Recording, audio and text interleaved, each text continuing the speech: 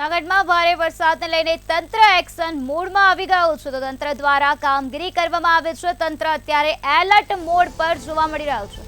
પ્રથમ વખત ગિરનાર પર વરસાદની નોંધણી જોવા મળી ત્યારે કલેક્ટર અનિલ રાણાવસિયાએ માહિતી આપી છે। શહેર અને ગિરનાર પર્વત પર 12 ઇંચ જેટલો વરસાદ ખાબક્યો છે।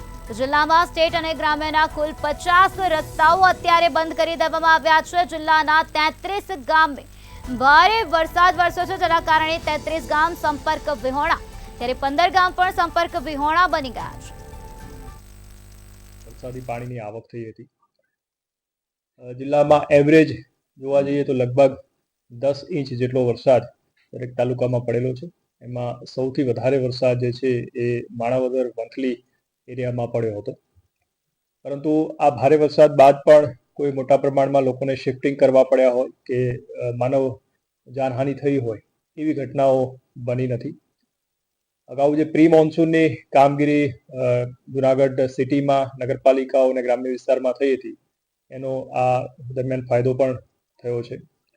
જુનાગઢ સિટીમાં જે છે એ વરસાદની વાત કરીએ તો લગભગ 12 ઇંચ જેટલો વરસાદ જે છે એ નોંધાયો હતો અને સાથે સાથે 12 ઇંચ જેટલો વરસાદ ગિરનાર પહાડી પર પણ નોંધાયો હતો। આ વર્ષેથી આપણે ગિરનાર પહાડ પર પણ જે વરસાદ પડે છે એને નોંધવા માટેની જે કામગીરી છે એ શરૂ કરેલી છે જેથી ઉપર પડેલા વરસાદ જે કાળવા મારફતે સોનરખ મારફતે નીચે આવતો હોય છે તો એ બાબતે આપણે લોકોને તાત્કાલિક એલર્ટ કરી શકીએ।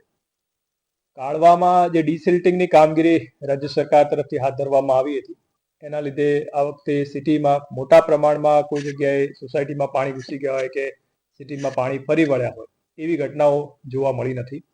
કાળવાને આપણે 1 મીટર જેટલો ઊંડો કર્યો હતો, સાથે સાથે બંને બાજુ 2.5 મીટર જેટલો એને વાઇડનિંગ પણ કરવામાં આવ્યો હતો અને અંદર જે જાડી ઝાંખરા છે એ બધા દૂર કરવામાં આવ્યા હતા। આખો પટ લગભગ 9 કિલોમીટર જેટલો છે અને એમાં